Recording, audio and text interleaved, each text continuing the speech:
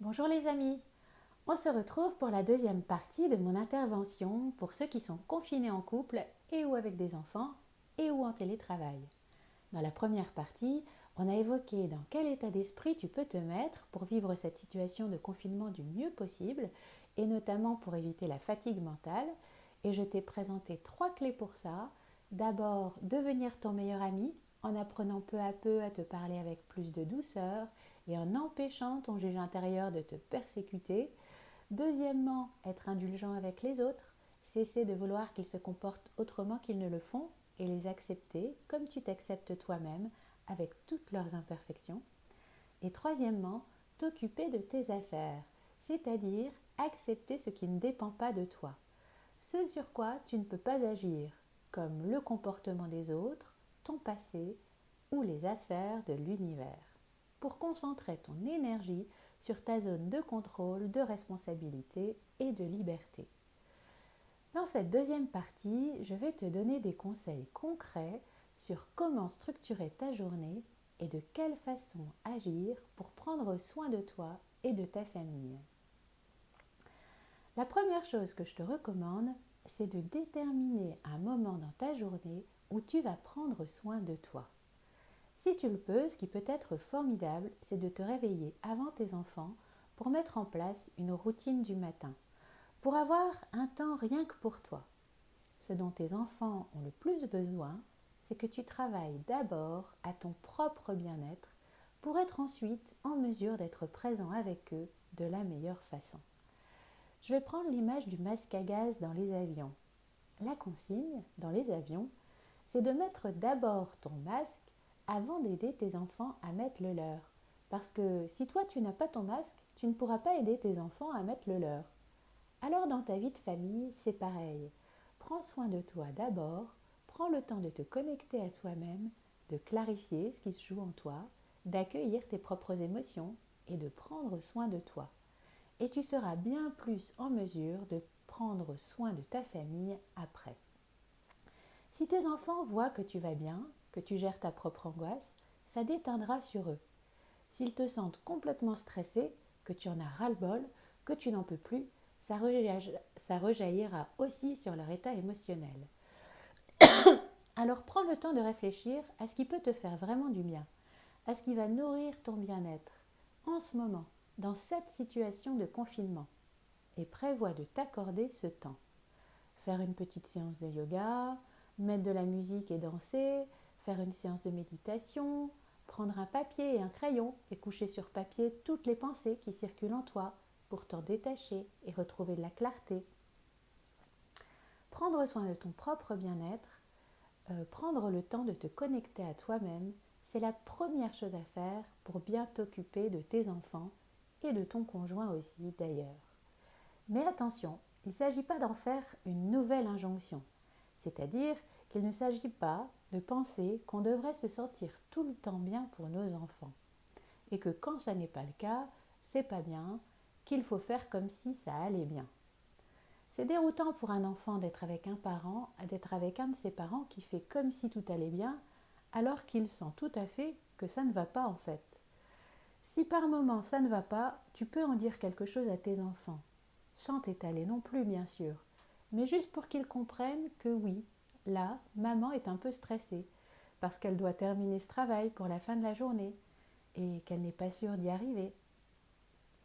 C'est une façon de lui transmettre que oui, parfois, dans la vie, on ne se sent pas bien, et ça fait partie de la vie, mais que ça n'est pas grave, et que ça n'est pas sa faute à lui si papa ou maman ne se sentent pas bien. La deuxième chose que je t'invite à faire, si tu es en couple avec des enfants, c'est de vous faire un planning chaque début de semaine. Si vous êtes tous les deux en télétravail, vous pouvez par exemple alterner des demi-journées où vous êtes en télétravail pendant que l'autre s'occupe des enfants. Et gardez aussi du temps tous ensemble, pendant les repas et en début de soirée par exemple. Et puis, quand les enfants sont couchés, sanctuariser un temps à deux où vous allez vous parler, vous écouter, prendre soin l'un de l'autre. En fait, ce que je vous invite à essayer le plus possible, c'est de bien compartimenter les choses. les moments de vie différents. Évitez d'avoir une oreille qui traîne pour vérifier si l'autre s'occupe bien des enfants pendant que vous travaillez par exemple. C'est son temps avec les enfants, alors lâchez prise. À ce moment-là, soyez super focus sur ce que vous faites. Vous avancerez beaucoup mieux et beaucoup plus vite.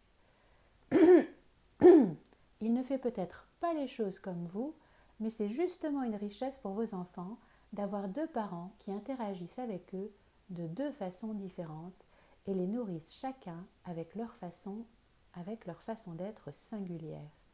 Et quand c'est votre temps avec les enfants, laissez passer toutes les pensées qui vous ramènent à votre travail pour vous consacrer à vos enfants.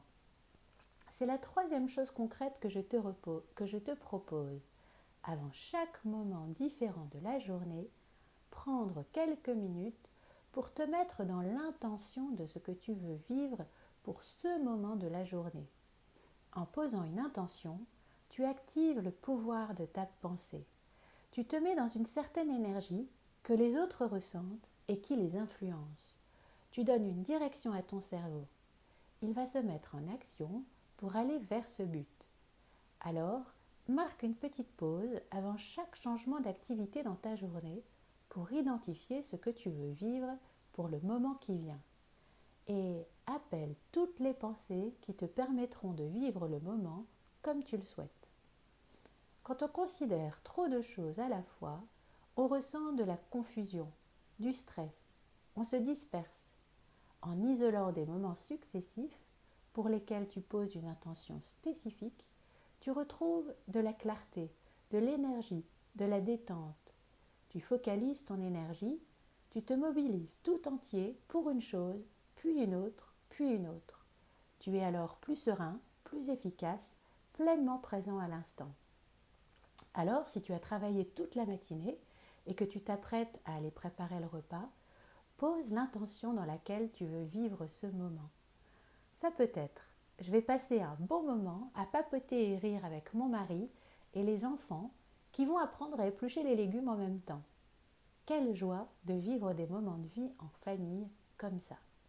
Et ainsi de suite pour chaque précieux moment de la journée. Moment après moment, tu te mets dans les meilleures dispositions pour vivre ta vie de la plus jolie façon possible. Alors là aussi, si tu commences à mettre ça en place, je t'invite à le faire en faisant preuve de beaucoup de patience et de bienveillance vis-à-vis de toi-même. Ça ne doit pas devenir une nouvelle raison de te faire d'horribles reproches. Si à un moment tu remarques que pendant que tu aides ton fils à faire ses devoirs, des préoccupations professionnelles te viennent à l'esprit, tu peux prendre un carnet avec toi et les noter pour éviter que ces pensées te reviennent en loupe sans arrêt. Ton cerveau sait que tu as noté les choses quelque part, ça le rassure, il peut se focaliser à nouveau sur ce que tu es en train de faire. Mais il est possible que ça ne marche pas très bien. Alors dans ce cas-là, surtout, tu ne commences pas à t'en vouloir. Tu l'observes, tu en prends note avec compassion et tu n'en fais pas toute une histoire. Dis-toi que tu fais de ton mieux et que, comme n'importe quel être humain, tu n'es pas parfait et que tu n'as pas à l'être. Dans ces moments que tu vas passer avec tes enfants, je t'invite à lâcher le perfectionnisme et le plus possible, si c'est ta tendance naturelle, et à être, autant que possible, dans le plaisir. C'est mon quatrième conseil. Ce moment que nous vivons est particulier pour tout le monde. Aucun enfant ne va à l'école actuellement. Et donc, la plupart du temps, les apprentissages scolaires ne se font pas aussi bien que quand les enfants sont entre les mains de leurs enseignants. Mais ça n'est pas bien grave. Relativise, fais du mieux que tu peux en ayant bien conscience que tous les enfants sont dans la même situation actuellement et que leurs enseignants en sont bien conscients. Ce qui me semble tout à fait essentiel, par contre, dans ce moment de confinement, c'est de partager des moments de plaisir avec tes enfants. Cherche ce que tu as naturellement du plaisir à faire avec eux et fais-le.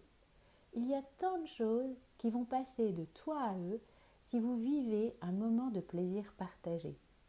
Pose-leur aussi la question. Qu'est-ce qu'ils ont envie de faire avec toi? Qu'est-ce qu'ils aiment faire avec toi? De quoi ils ont envie? Et toi, pose-toi aussi la question. Qu'est-ce que tu aimes vraiment faire avec tes enfants? Qu'est-ce qui te procure du plaisir? Tu aimes jouer avec eux? Leur lire des histoires? Leur faire des chatouilles? Tu peux faire la cuisine et les tâches ménagères avec eux. Même s'ils sont petits et qu'ils ne sont pas efficaces du tout, ça leur fait du bien. C'est chouette qu'ils fassent des choses très concrètes, surtout s'ils ont une tendance naturelle à se réfugier beaucoup derrière les écrans. Tu ne leur rends pas service en les élevant comme des petits pachas. Ça leur fait du bien d'avoir une responsabilité dans la famille dès qu'ils en sont capables. S'ils sont assez grands, vous pouvez mettre en place ensemble un tableau des tâches ménagères où chacun fait une chose chaque jour. C'est une façon de leur faire sentir que tu leur fais confiance, qu'ils ont une importance, des compétences. Et puis, c'est génial de leur faire découvrir le plaisir de rendre service. Dans ces cas-là, quand ils ont bien mis la table, sans se disputer par exemple, prends le temps de leur faire un feedback positif. Dis-leur que c'est chouette, que tu les remercies, que grâce à ça, tout le monde passe un moment agréable, etc. On a souvent tendance à remarquer tout ce qui ne va pas dans le comportement de nos enfants et à leur faire remarquer. Et on oublie souvent de leur dire tout ce qu'ils font de bien. C'est très important de le faire. C'est comme ça que tu leur donneras envie de continuer à le faire. Dans la vie, en général, il vaut mieux passer son temps à arroser les jolies fleurs plutôt qu'à arracher les mauvaises herbes. Quelles sont les jolies fleurs qui fleurissent naturellement chez tes enfants? Comment peux-tu les accompagner pour développer cette inclination, ce talent, cette qualité naturelle? Tu peux aussi mettre de la musique et danser avec eux. Ça peut être un super moment de joie et de défoulement en famille. Et c'est une activité physique précieuse dans ce moment de confinement. Si c'est plus facile pour vous, comme pour eux d'ailleurs, vous pouvez mettre des vidéos de Just Dance qui sont accessibles sur YouTube, qui vous permettent de danser ensemble en imitant des gestes sur l'écran. Ça peut être plus facile au départ si tu n'as pas l'habitude de danser avec tes enfants et que ta pudeur ou la leur vous gêne. Tu peux aussi jouer aux jeux de société. Les enfants apprennent énormément par le jeu. Alors joue avec eux et laisse-les aussi jouer le plus possible. S'ils s'ennuient par moments, ça n'est pas grave. L'ennui fait beaucoup de bien aux enfants. Dans la vie de tous les jours, ils ont tellement peu le temps de s'ennuyer et de sentir monter une envie personnelle. Ils sont si souvent soumis à des choses à faire qui leur sont imposées de l'extérieur. C'est chouette que ce temps de confinement leur permette de retrouver cette connexion avec eux-mêmes et avec leurs envies. C'est après un temps d'ennui qu'ils deviennent créatifs. Alors c'est normal qu'ils râlent au début quand ils s'ennuient parce que ça n'est pas une émotion très agréable à ressentir. Ne sois pas surpris qu'ils expriment une certaine frustration. Laisse-les exprimer cette frustration sans pour autant vouloir y mettre fin. Il est bon qu'ils traversent ces moments d'ennui et de frustration sans que tu te sentes obligé aussitôt de les occuper à quelque chose. Du manque, de la frustration, naît le désir, l'imagination, la créativité, toutes ces choses qui nous rendent si vivants. Bien sûr, pour qu'ils puissent traverser des moments d'inactivité qui leur permettent de sentir monter une envie, il ne faut pas qu'ils aient un accès illimité aux écrans. Je t'invite à mettre en place avec eux des règles de limitation de l'accès aux écrans. Qu'ils puissent visualiser qu'il y a des moments dans la journée où ils ont accès aux écrans et des moments où ça n'est pas le cas. Mets-leur à disposition des feuilles, des stylos, des feutres, de la peinture, de la pâte à modeler, leurs jouets, et laisse-les traverser l'ennui pour que leur créativité se mette en route à un moment donné. La cinquième chose que je te propose pour vivre ce confinement de la façon la plus agréable et constructive possible, pour toi comme pour ton entourage, c'est de poser régulièrement l'intention de vivre les choses en te laissant gagner par deux émotions extraordinaires à ressentir pour toi comme pour ton entourage.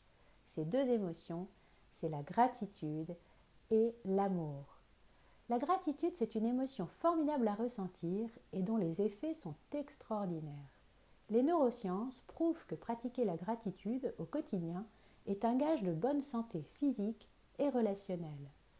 Plusieurs études ont montré qu'une pratique quotidienne de la gratitude baisse le niveau de stress, améliore la qualité du sommeil, améliore les performances, génère un regain d'énergie, augmente les défenses immunitaires et fait chuter le risque de dépression. La gratitude renforce le lien de confiance et consolide les relations. Elle détourne l'attention du moi et la dirige davantage vers les autres. Elle te permet de te décentrer. Ça te soulage de la pression que tu te mets à force de te concentrer sur toi-même. Et ça t'ouvre à une relation chaleureuse au monde et aux autres. La gratitude renforce les comportements altruistes, chez celui qui la reçoit et aussi chez celui qui l'exprime. Plus tu exprimes ta gratitude aux autres, plus ils t'apprécient, donc plus ils sont aimables, et plus tu as de raisons d'être reconnaissant. C'est un véritable cercle vertueux. Et puis, grâce à la magie de notre cerveau, plus tu prends l'habitude de porter ton attention sur les raisons d'être reconnaissant envers les autres, plus tu en trouves. Cultiver la gratitude te permet de prendre l'habitude de diriger ton attention vers les choses heureuses de ta vie. Et tu ne peux pas ressentir en même temps de la gratitude et de la colère, de la peur ou de la tristesse. Alors, prends le temps de voir toutes les choses formidables que ton entourage a fait pour toi depuis le début de cette crise. Prends conscience de la chance que tu as de vivre cela dans un pays comme la France, ou la Tunisie d'ailleurs, parce que je sais que vous êtes nombreux à m'écouter de là-bas. Vois toutes ces petites choses qui constituent le miel de la vie et qui te sont offertes à tout instant. Et la deuxième émotion que je te propose de ressentir intentionnellement, c'est l'amour. Qu'y a-t-il de plus délicieux, de plus puissant, de plus pur, de plus noble? L'amour, au fond, est la seule chose qui compte vraiment. Ce que veut l'enfant quand il vient au monde, c'est aimer et être aimé. C'est simple, c'est ce que veut tout être humain. L'amour nous rend profondément heureux et amène du bonheur autour de nous. Si tu veux plus d'amour dans ta vie, ce que je te propose, ça n'est pas de chercher à être aimé plus, mais plutôt de prendre la décision d'aimer plus. Parce qu'être aimé, c'est passif. Ça dépend des pensées que les gens ont à propos de toi, qui les amènent à t'aimer ou pas. Par contre, aimer, c'est actif. Tu peux agir dessus.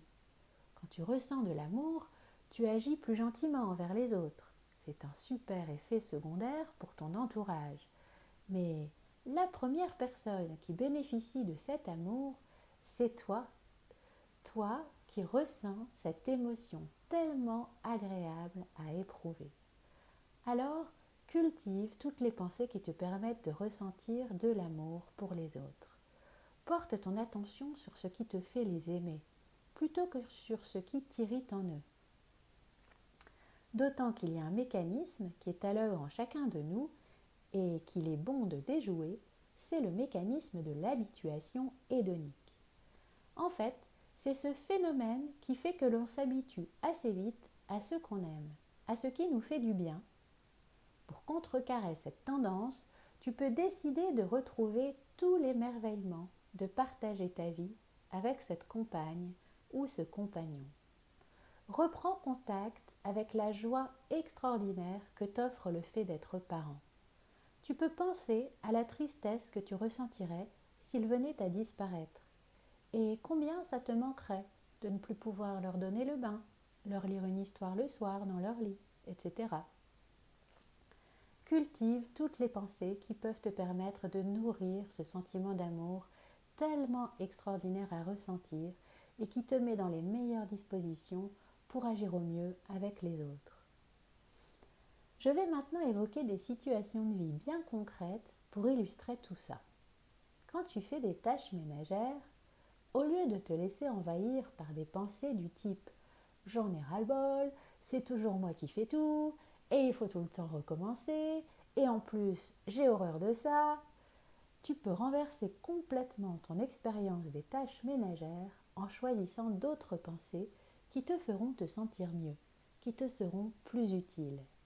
À toi de choisir l'état émotionnel dans lequel tu veux te sentir pour accomplir tes tâches et les pensées que tu peux croire pour nourrir ces émotions-là. Ça peut être, ça va être agréable, la maison va être toute belle, qui te permet de ressentir de l'enthousiasme. Ou encore, j'ai de la chance d'avoir un toit et cette belle vaisselle, et un évier dans lequel je peux laver cette belle vaisselle, et du produit super efficace. Merci la vie, qui te fait ressentir de la gratitude. Ça peut être, quand je lave cette toute petite robe et ce très grand pantalon, je prends soin de ma famille. C'est un acte d'amour. C'est formidable d'avoir ces deux personnes à aimer dans ma vie. Tu nourris alors cette merveilleuse émotion d'amour. Tu sens comme ton vécu émotionnel sera différent en fonction des pensées que tu nourris au moment où tu réalises tes tâches. Et comme nos émotions sont le carburant de nos actions, tu vas agir de façon totalement différente en fonction des émotions qui emplissent ton paysage mental. L'expérience des tâches ménagères sera radicalement différente dans le premier cas et dans les 3 autres exemples que je t'ai donnés. Et pourtant, quelle est la seule chose qui a changé? Tes pensées.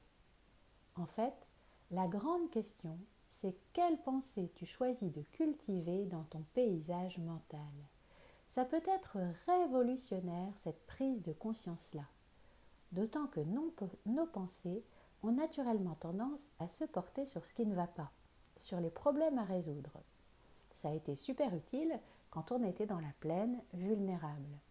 Cro-Magnon a développé une hypervigilance pour tout de suite repérer un animal dangereux pour que notre corps se prépare à se figer, à fuir ou à lutter. Et notre cerveau continue comme ça. Sauf qu'il ne fait pas la différence entre une menace pour sa survie et une menace pour l'ego. Arthur n'a pas répondu au message que tu lui as envoyé il y a quelques heures, et hop, les pensées t'envahissent. Qu'est-ce qui se passe? Il m'en veut? J'aurais peut-être pas dû lui dire ça hier.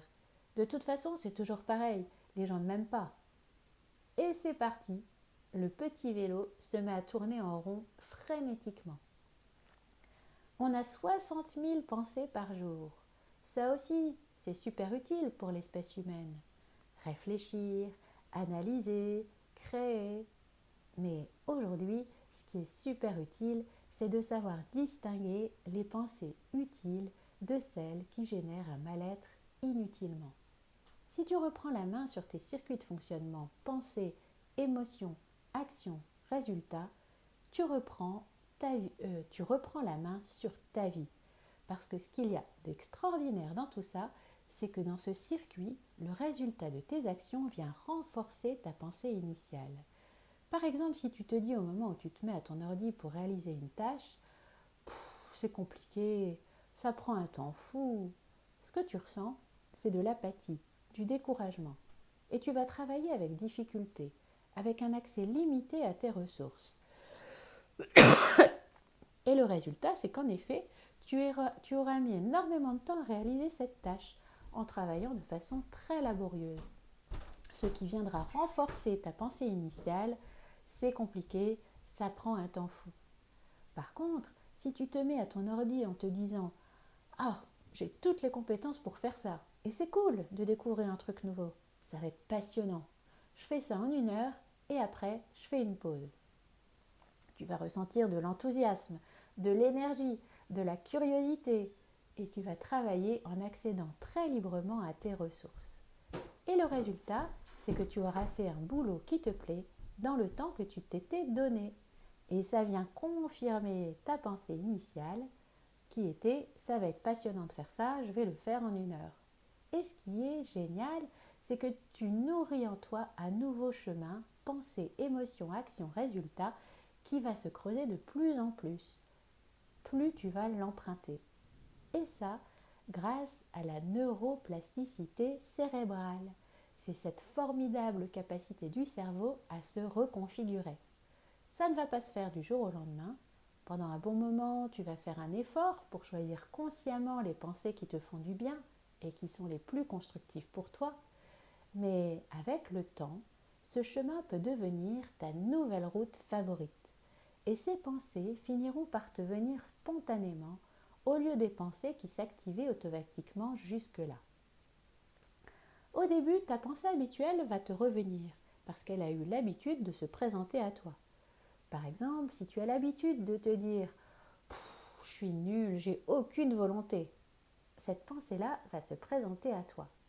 Mais dans ces cas-là, il suffit de te dire « ah oui, c'est vrai, avant je pensais que j'étais nulle et que je n'avais aucune volonté, mais maintenant, je pense que je suis en train de développer ma volonté. » Tu présentes à ton cerveau la pensée que tu as choisie à l'avance, que tu peux croire et dont tu sens qu'elle te fait du bien. Et peu à peu, tu vas faire évoluer cette pensée.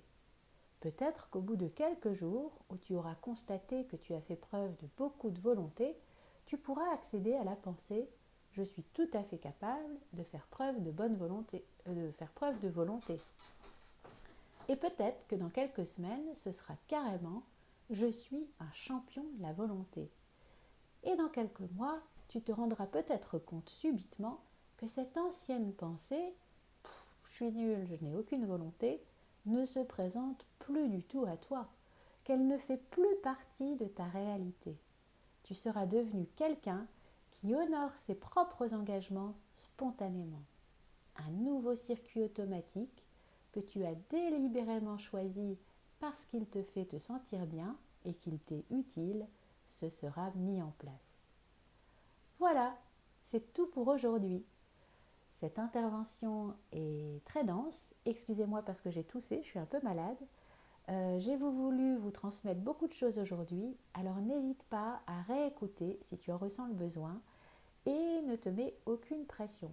Mets en œuvre ce qui te parle et ce qui te fait envie. Pas à pas, avec patience, avec bienveillance. Et laisse tomber le reste. Pour récapituler, voilà les conseils concrets sur la façon de structurer ta journée et de quelle façon agir pour prendre soin de ta famille et de toi. Premièrement, déterminer un moment dans ta journée où tu prends soin de toi. Deuxièmement, chaque début de semaine, faire un planning de la semaine en déterminant des temps bien distincts. Troisièmement, avant chacun de ces moments de la journée, prendre quelques minutes pour te mettre dans l'intention de ce que tu veux vivre pour ce moment précis.